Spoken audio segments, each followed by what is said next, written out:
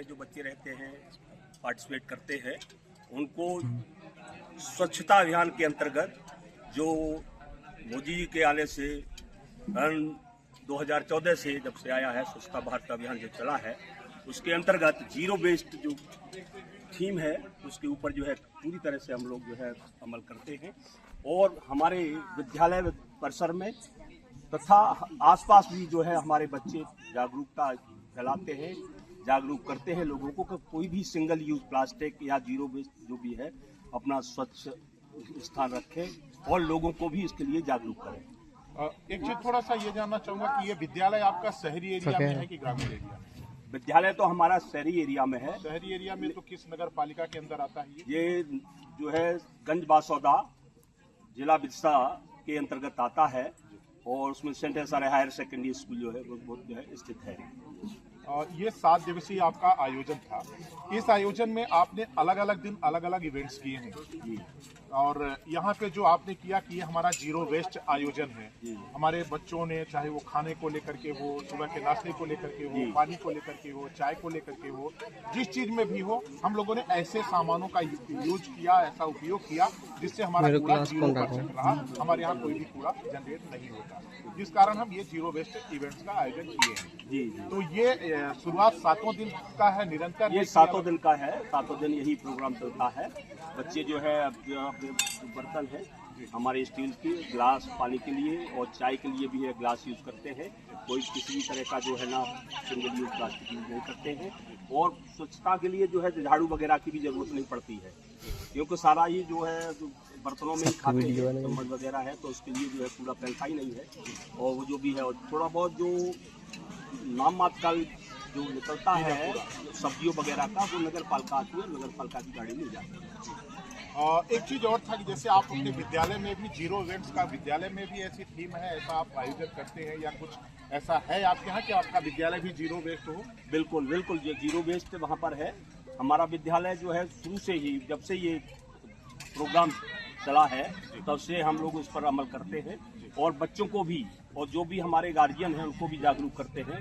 तब जो भी है स्वच्छता अभियान के लिए जो है, अगर हम स्वच्छ रहेंगे, आसपास का एरिया हमारा स्वच्छ रहेगा, तो जो भी है बीमारियां जो गंदगी से फैलती हैं वो नहीं फैलेंगी और इससे राष्ट्र का हित बहुत होगा। क्योंकि राष्ट्र का जो पैसा है, जो बीमारियों पर उन पर जो खर्च होता है, उससे बहुत सारे बचेंगे।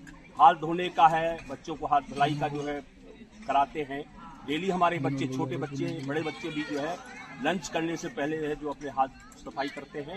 और जो भी हमारा कूड़ा अगर थोड़ा बहुत निकलता है विद्यालय का, तो वो नगर पालिका की गाड़ी आती है और उसमें चला जाता है। ये चीज तो आपने अच्छा एक आयोजन किया है। ये निश्चित रूप से एक मैसेज पूरे समाज को देने लायक है। आप पूरे नगर पालिका के लोगों के लिए कुछ अगर आप अपना संदेश दें अपने विद्यालय की तरफ से इस जीरो वेस्ट इवेंट्स के माध्यम से, कि इस आयोजन को करने के पीछे क्या सोच थी और क्या ये अगर लोग अपनाएं, अपने घरों में इसी तरह से अगर यूज करें, जैसे रीयूज, किसी भी सामान का पुनः बार बार उपयोग करें, रिड्यूस, जिससे कचरा फैलता है हम उसे कम से कम उपयोग करें और फिर जो हमारा कुछ ऐसा वेस्ट बचता है जो हमारे यहाँ प्रोसेसिंग लायक नहीं है, वो हम नगर पालिका को दें। तो इसको लेकर के आप नगरवासियों को क्या संदेश देना चाहेंगे? नगरवासियों को यही संदेश है कि भाई जहाँ से भी पहले तो सिंगल यूज प्लास्टिक यूज ही न करें। इसको ज़्यादा से ज़्यादा जहाँ संभव हो सके तो इसको बिल्कुल ही बंद कर दें और इसको यूज ही न करें। और जिस तरह के जो लोगों को यही देते हैं कि गंदगी, बाकी और भी जो जिस तरह से जो कूड़ा करकट फैलता है, जो जहाँ पर गंदगी होती है, उसको साफ सफाई के लिए स्वयं जो है कूड़ा न फैलाए, लोगों को कूड़ा न डालें, जो जिस निश्चित जगह है वहीं पर कूड़ा डालें। ऐसी जागरूकता हमारे बच्चे स्वयं अपनाते हैं और नगर के लोगों को, अपने आसपास के लोगों को जागरूक करते हैं इसके संबंध में।